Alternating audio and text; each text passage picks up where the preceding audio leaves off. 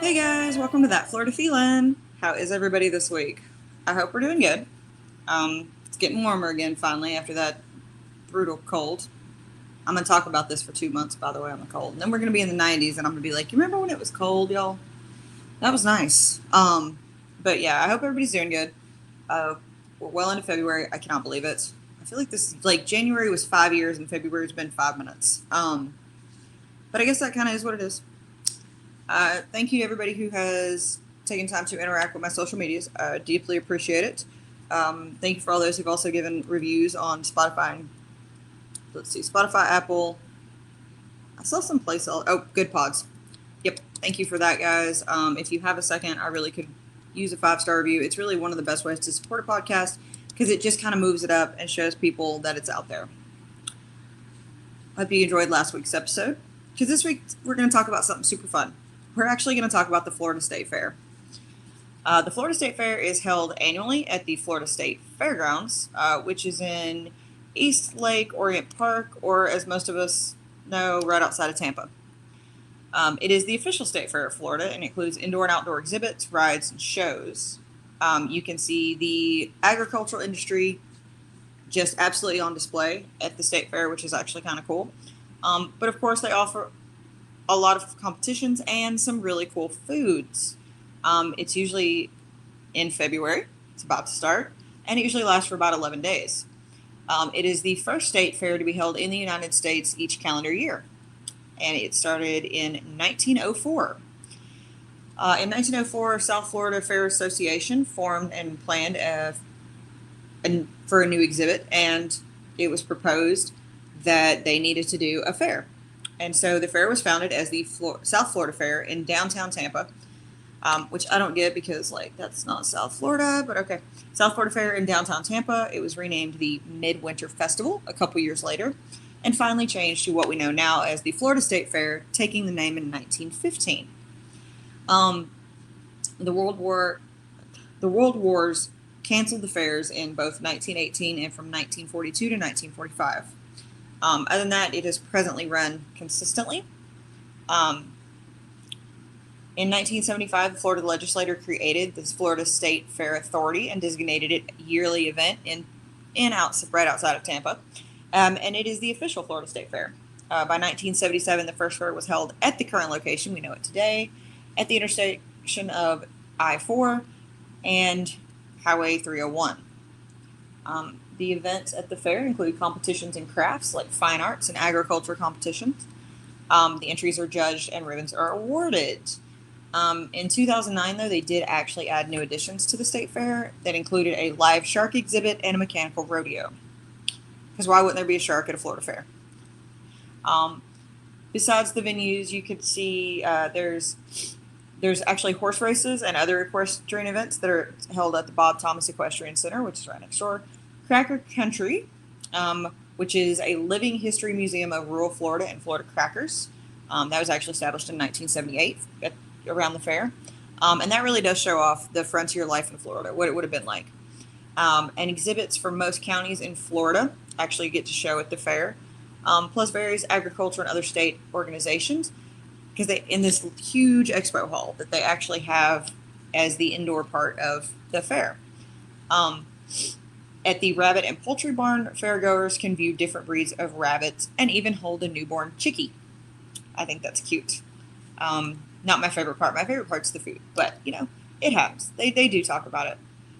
But let's talk about the state actual fairgrounds, about where it's at. It is in East Lake Orient Park. It is most well known for the fair, but it does host other events, and it is 355 acres. And this actually, like, the area there has like a long history. It includes, at the end of the 1800s, Henry B. Plant, who actually owned the Plant Railroad in the southeast U.S. He also owned steamboats, the Tampa Bay Hotel, Plant Field. Basically, he owned a lot of stuff that also involved sports and entertainment in Tampa. He owned the area it's at, and he actually used to put on events there. That was really where it got its events ground. Unfortunately, Plant died in 1899, and Tampa city government purchased the hotel that was there and the grounds. A few years later, when they realized that the hotel was just really losing money. That's really when the Florida State Fair was proposed. That was because they wanted to increase business, properly use the acreage, and really just bring people to that part of Florida.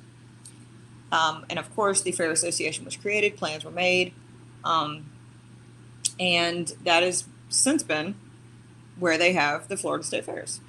But what's funny is the part that, part of the acreage that it was originally on actually now belongs to the University of Tampa. Yeah, so that's fun. But you can still go to visit today. It's about 330 acres now. And back then it was really known for having like wild events. It was more of like, I don't even know how to describe it. Like a lot of the events had ties to the Columbian Expo in Chicago at first. So you could see horse races, elephants, monkeys, exotic dancers, amusement rides. It was more like a circus theme almost. They had games, they had oddities and curiosities. It was even said that it was the only place where you could see a two-headed animal and experience things you never had the chance to taste or smell before. Like if you went to the fair in 1905, about a year after it started, you could have tried a Coke for the first time, or even Italian sausage that wasn't in your area. And to people that were in rural areas, this might have even been the first time they actually got to see an electric light bulb. So the fair really did bring a lot to that area. And of course, back then, like the novelty foods were like stuff we think of as normal food today, like hamburgers, barbecues, hot dogs, fried fish, barbecue, ice cream. And it was really, really interesting that that's novelty to them. And today it's a normal, I had a hamburger last night.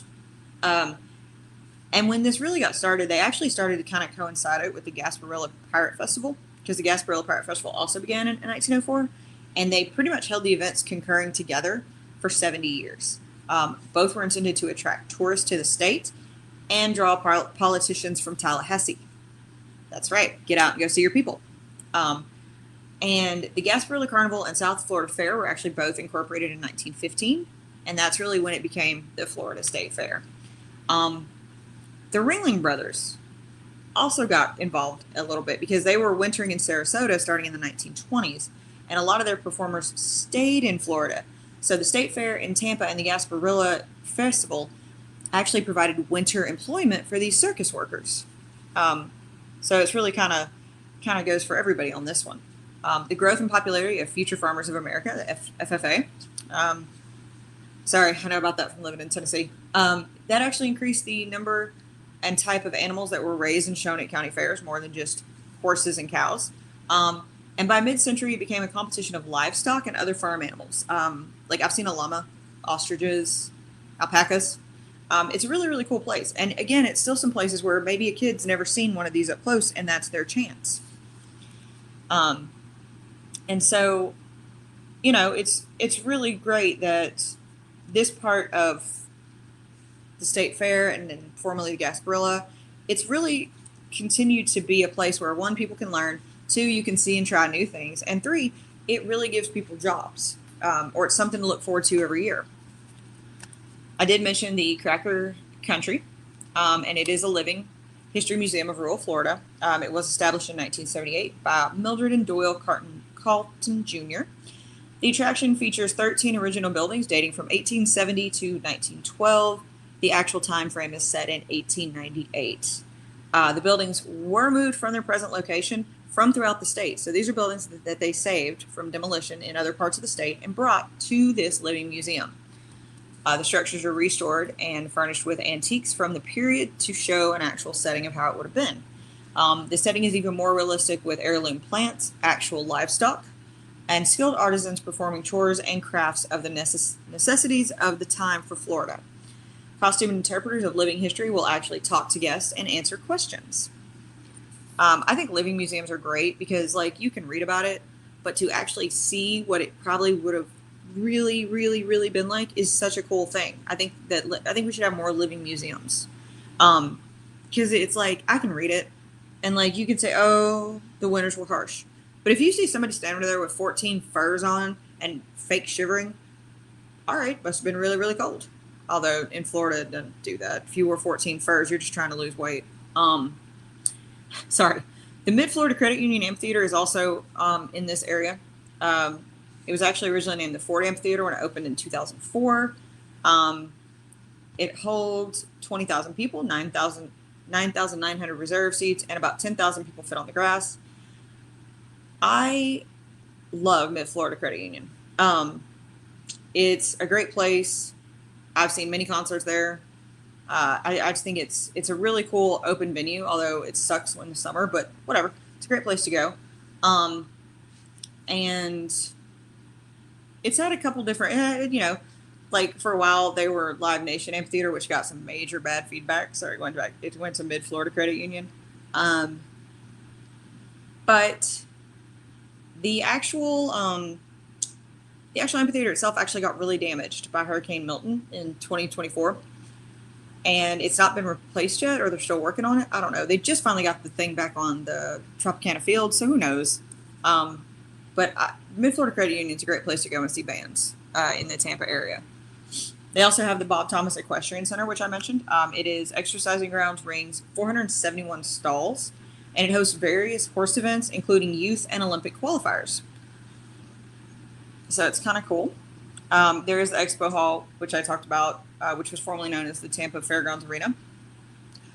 It's a home arena for various sports teams while being also used for concerts, trade shows, exhibitions, and conventions. I've actually seen a couple different things in the Expo Hall, but this thing is most iconic for being known as the home of the Tampa Bay Lightning from 92 to 93, during which time they were getting Amalie Arena. So it's, the grounds have a lot of history, and there's a lot of cool things that have gone through it. But they even have a Florida Agricultural Hall of Fame building. It was founded in 1980, 3 years after this part of the fairgrounds officially opened. And the first members were inducted that year. It includes permanent exhibits dedicated to preserving the history of Florida agriculture and commemorating the lives and achievements of the inductees that did so. The facility also has an interactive ag venture, which educates third graders about agriculture. So most schools get to go visit in third grade and learn about the agriculture in Florida. And it's actually over a 3-week period. So it's not just like one day you go and you forget. No, there's a 3-week period these kids get to go and actually learn about agriculture, because it is something that is really, really important in Florida, and needs to be continued. Hey guys, I just want to take a second to tell you about Maine Love Water. It's rooted in Maine, it's made with care, and it's designed to refresh body and mind. Stay hydrated, stay present, and enjoy Maine Love Water. At the event, the children are assigned in groups designated by the color of their cowboy hat that they are given, and visit 5 stations which present different parts of agriculture with hands-on exhibits. I think it's really, really cool. Traditionally, the fair's opening ceremonies begin with a by invitation only Fresh from Florida breakfast at this Hall of Fame building, and that celebrates Florida's agriculture bounty that is sourced locally. The Flip the Switch event, which actually opens the fair, either precedes or follows the breakfast. The induction ceremony for the new members of the Florida Agricultural Hall of Fame banquet are also held yearly at the Florida State Fair. So the Florida State Fair is more than just walking around looking at rides, doing things. It is so much more. And this year, it runs February 5th through the 16th. So you're talking like right now. Go. And I really thought it started next week, y'all. Sorry about that. But it's really cool. Go see it. Go celebrate America's 250th. That's what this year's event is. They have a ton of great food and drinks. You can try new things. They actually have new food. The American birthday cake iced tea is I've actually seen this. It looks extremely good, but too sweet for me. That you can try the Pig Mac, which is smoked barbecue pork with creamy mac and cheese inside a golden warm arepita. I never can say those, but it's a really good comfort food that I've tried before. But it's got barbecue macaroni and cheese in it. That looks great. You can buy a birria street corn, which is traditional street corn topped with birria, onion, cilantro, and a house-made avocado, lime cilantro sauce. Of course, you can try also birria street taco pizza. That's a new one. Chimichurri cheese curds. This one is the one that I would try. The chocolate cookie butter dream funnel cake. That just looks and sounds amazing. But if you're not feeling sweet tooth, there's also a new cinnamon Korean corn dog, a cookie butter frozen cheesecake, a deep fried Cuban burrito. I would be down for that any day. Of course, there's fried cheesecake, deviled eggs, orangeade, because it's Florida. Why would you not? They have a Dubai funnel, Dubai chocolate funnel. You know what? That's just that fad needs to go. It doesn't look good. Flamin' hot elote fries, a grilled campfire s'more sandwich. That's amazing. Hawaiian street corn in a cup, hot honey fries.